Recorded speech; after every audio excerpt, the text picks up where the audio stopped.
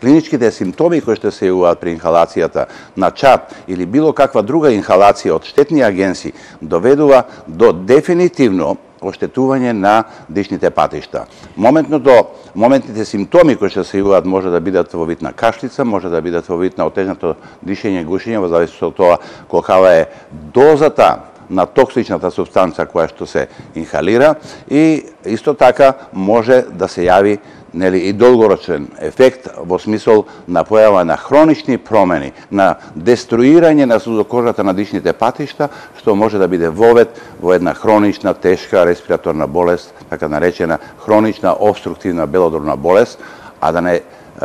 заборавиме дека овие штетни агенти може да бидат примум мовенс, кои што ќе потекнат сложени патофизиолошки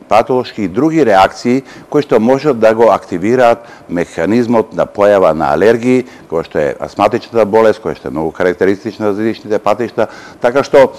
на тој план ефектите, да сумираме, може да бидат краткорочни, моментни, со појава на одредени симптоми, и долгорочни, кои што понатаму ќе доведат до откочување, например, на имунолошкиот механизам на појава на астма и до една олуја од збиднувања кои што ќе доведе до тешки клинички симптоми. Во секој случај, во нашата национална програма за респираторни болести, која што беше трета во свет 90-тите години, ние го имаме и тој план, што во случај на вакви агресии на околината врз човечкиот организам и што треба да направиме за да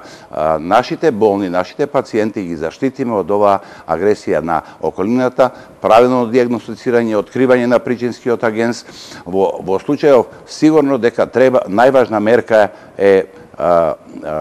да се превенираат, а потоа, штом се појават веднаш, да се тоа ерадицира.